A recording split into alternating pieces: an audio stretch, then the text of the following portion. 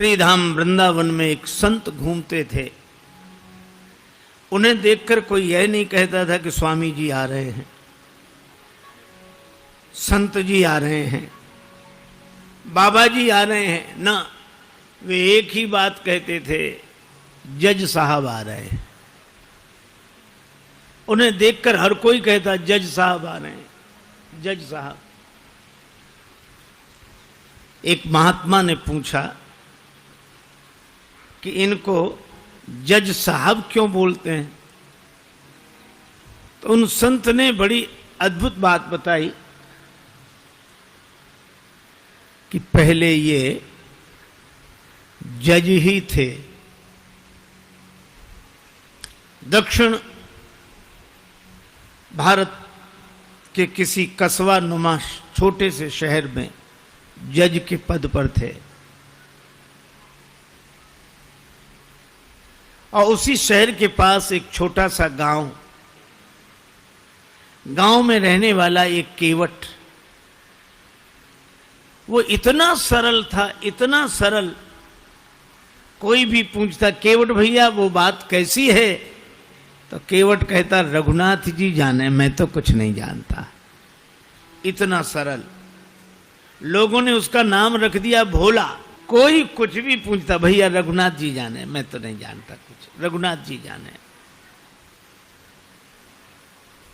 केवट के दो बेटे, एक बेटी। बेटी विवाह के योग्य सयानी हुई। बेटों ने कहा कि पिताजी गांव के साहूकार सेठ जी से रुपया उधार ले ले, विवाह के बाद चुका देंगे, हम लोग कमाई करेंगे। ठीक है। सेठ जी के पास गया, 200 रुपए उधार लिया, ब्याज की दर तय हो गई। भाइयों ने बहन का विवाह किया, बेटी घर से विदा हुई पिता के घर के लिए। केवट ने भी घर छोड़ दिया, श्री रघुनाथ जी के मंदिर में ही रहने लगा। मंदिर में रहता, झाड़ू लगाता, रघुनाथ जी का दर्शन करता, आनंदित रहता। बेटों ने कमाई की, पैसा केवट को लाकर दिया, पिताजी जिनसे उधार लिया है वापस करें। केवट गया, सेठ जी को रुपया वापस दिया, ब्याज दिया। सेठ जी ने रसीद लिख ली, हिसाब किताब चुकता, पाई पाई से पैसा प्राप्त। केवट को दी रसीद, पढ़ो क्या लिखा है। केवट बोला मैं कुछ नहीं जानता, रघुनाथ जी जाने। सेठ के मन में पाप आ गया, ये रसीद हमें दे दो, ये कागज हमें दे दो। और दूसरे कागज पर कुछ ऐसे ही लिख कर दिया, पानी ले आओ। वो पानी लेने गया, कागज बदल दिया। केवट जो कागज लेकर आए उस पर ऐसे ही कुछ लिखा था। रघुनाथ जी के चरणों में रसीद समझ के कागज को रखा, फिर अपने कक्ष की अलमारी में रख दिया और प्रसन्न रहने लगा। इसी भाव में रहता। केवट ने भगवान के भरोसे सब छोड़ दिया था और सेठ जी ने केवट के विरुद्ध मुकदमा कर दिया और मुकदमा इन्हीं जज साहब की अदालत में आया। इन्हीं जज साहब के।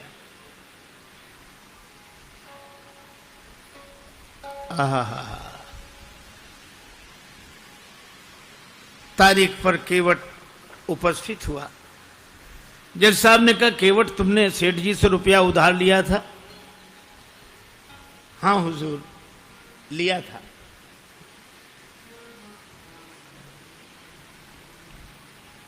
दे दिया? हाँ दिया साहब। कोई प्रमाण है? ये रसीद। जज साहब ने देखा, बोले इससे तो सिद्ध नहीं होता कि तुम रुपया दे चुके हो। केवट रोने लगा, हुजूर माई बाप हम तो इसी को सब कुछ समझे थे। जज साहब को दया लगी, अच्छा रो मत, तुम ये बताओ जब तुमने सेठ जी को रुपया वापस दिया तब तुम्हारे और सेठ जी के बीच में कोई और था?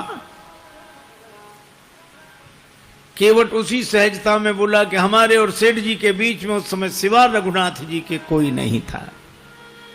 उसने लिया रघुनाथ जी का नाम, और जज साहब ने समझा रघुनाथ जी इनके गांव के रहने वाले कोई सज्जन होंगे। अच्छा तुम जाओ, अगली तारीख को आना। जज साहब ने अपने खर्चे से सम्मन जारी कर दिया रघुनाथ जी के नाम। अब चपरासी पूरे गांव में घूमे, मजे की बात, रघुनाथ जी नाम का कोई आदमी नहीं था वहां। किसी ने कहा रघुनाथ जी का मंदिर जरूर है। चपरासी बोला वही बताओ। मंदिर पर गया, पुजारी जी बाहर बैठे सीताराम सीताराम सीताराम सीताराम सीताराम कर रहे थे, और जो चपरासी ने देखा, पुजारी जी से बोला रघुनाथ जी का मंदिर यही है? पुजारी जी बोले हाँ। तो ले लो। अब पुजारी जी ने जो देखा कि सम्मन, मन में सोचने लगे जब भगवान ने मंगा ही लिया है तो हम वापस काहे को करें। हस्ताक्षर पुजारी जी ने कर दिए। चपरासी समझा कि यही रघुनाथ जी हैं,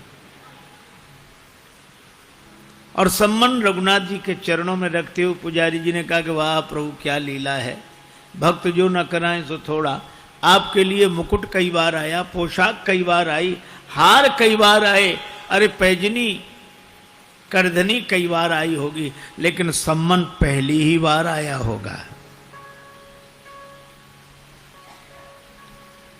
केवट से कहा कि तूने रघुनाथ जी का नाम क्यों लिखा दिया वहां? केवट बोला जब सब जगह रहते तो वहां भी थे, झूठा काहे को लिखा दिया। अब रघुनाथ जी जाने, वह निश्चिंत रहता है। अब राम जी जाने, मंदिर में झाड़ू लगाए तो रघुनाथ जी की तरफ देखे, बर्तन मांजे तो रघुनाथ जी की तरफ देखे। जीवन ऐसा बस राम जी के चरणों में समर्पित। तारीख के एक दिन पहले पुजारी जी ने कहा केवट तुम जाओ अदालत में ताकि समय से पहुंच जाओ। अब रही रघुनाथ जी के मन की तो रघुनाथ जी जाने। केवट तो प्रणाम करके चला गया। दूसरे दिन सवेरे सवेरे पुजारी जी आज जल्दी जागे, स्नान किया, भगवान को स्नान कराया, नई पोशाक पहनाई, बड़ी जल्दी कुछ बनाकर भगवान को भोग लगाया। सोच रहे थे आज भगवान को पहली बार बाहर जाना है, कपड़े अच्छे होने चाहिए, कुछ खा पी के जाएंगे तो भूखे नहीं रहेंगे। लेकिन आंखों में आंसू भरकर यही कहते जाइए जरूर, उसका आपके अलावा और कोई नहीं है। आंसू भरकर पुजारी जी प्रार्थना कर रहे हैं। उधर केवट पहुंचा अदालत में। जज साहब ने कहा केवट तुम्हारे गवाह कहां हैं? केवट बोला हुजूर वो तो सब जगह रहते हैं, यहीं कहीं होंगे, यहीं कहीं होंगे, बुलवाओ। चपरासी को आदेश हुआ। चपरासी ने कहा रघुनाथ हाजिर हैं, रघुनाथ हाजिर हैं, रघुनाथ हाजिर हैं, रघुनाथ हाजिर हैं, हाजिर हैं। ऐसे 3 नारे जो लगाए हैं तो क्या देखा? चाल लटपटी सी, एक वृद्ध की झुकी सी देह। लड़खड़ाते हुए एक बूढ़ा आदमी लाठी टेकते हुए आ रहा है, वहीं से इशारा कर रहा है कि आ रहा हूं। चाल लटपटी सी, एक वृद्ध की झुकी सी देह, दुपटी फटी सी, शीस बांधे धर धाये हैं, हाथ माह छड़ी पड़ी तुलसी की हिये माल, माथे पर रोरी चारु चंदन चढ़ाए हैं, साहब के सामने विनीत चपरासी साथ, आज रघुनाथ जो गवाह बने आए। साहब के सामने विनीत चपरासी साथ, आज रघुनाथ जी गवाह बने आए। केवट ने प्रणाम कर लिया। सेठ जी चौंके कि ये कौन? जज साहब ने कहा रघुनाथ जी आपका ही नाम है? जी। केवट ने रुपया वापस कर दिया। हाँ। कोई प्रमाण है? सेठ जी ने खुद रसीद लिख ली थी। बेईमानी आ गई मन में, दी नहीं केवट को। सेठ जी को यहीं रखा जाए, इनकी बैठक में रखा हुआ रजिस्टर मंगाया जाए। उस रजिस्टर में वो रसीद अब तक सुरक्षित है। सर्वांतर्यामी भगवान से क्या छिप सकता था। चपरासी को भेजा गया, रजिस्टर मंगाया गया और रसीद मिल गई। सेठ जी दंडित हुए, केवट भाई जित बरी हुआ। गवाह महाराज तो चले ही गए थे। अपने चैम्बर में जज साहब ने केवट को बुलाया। केवट एक बात पूछे। हाँ पूछिए हुजूर। ये रघुनाथ जी कहाँ रहते हैं? केवट ने कहा हुजूर यहां हम रहते हैं। तो तुम कहां रहते हो? कहां जा रघुनाथ जी रहते हैं। तो तुम दोनों एक ही गांव के रहने वाले हो? अरे गांव एक ही जगह के। एक ही जगह के? कौन है ये तुम्हारे गांव के? अरे सरकार, पढ़े लिखे लोगों को समझाना मुश्किल होता है। अरे ये वो हैं जिनका मंदिर है। मंदिर के पुजारी तो लग नहीं रहे थे, और मंदिर इन्होंने बनवाया हो ऐसी हैसियत नहीं दिख रही थी।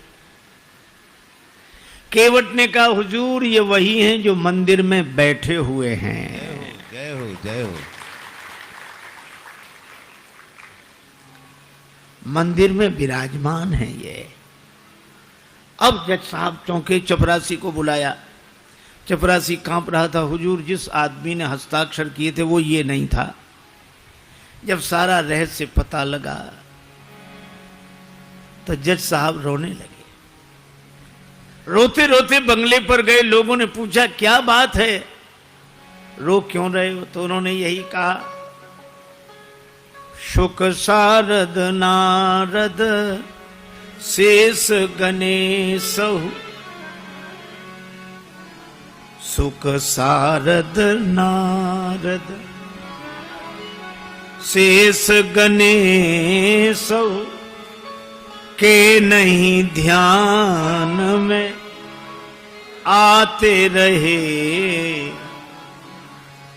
सोई आज विनीत अदालत में, केवटा के गवाह कहाते रहे।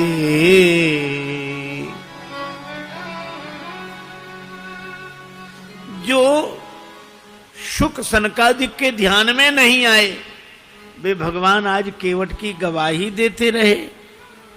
तो किसी ने कहा कि आप रोते क्यों हैं, खुश होना चाहिए। और गए तो दुख क्या, वे तो जाते ही। सुख धोखे उदर्श दिए को भयो, दुख नाहिन जो तज जाते रहे। दुख तो केवल एक बात का है, बड़ी बेअदबी हो गई आज उनके विरुद्ध। कुर्सी पे बना, कुर्सी पे बना जज बैठा रहा, जगदीश खड़े समझाते रहे। कुर्सी पे, मैं कुर्सी पर जज बना बैठा रहा, और जिनकी अदालत में एक दिन सबको उपस्थित होना पड़ेगा वे भगवान खड़े खड़े गवाही देते रहे। ऐसा भाव भरा रोते रहे।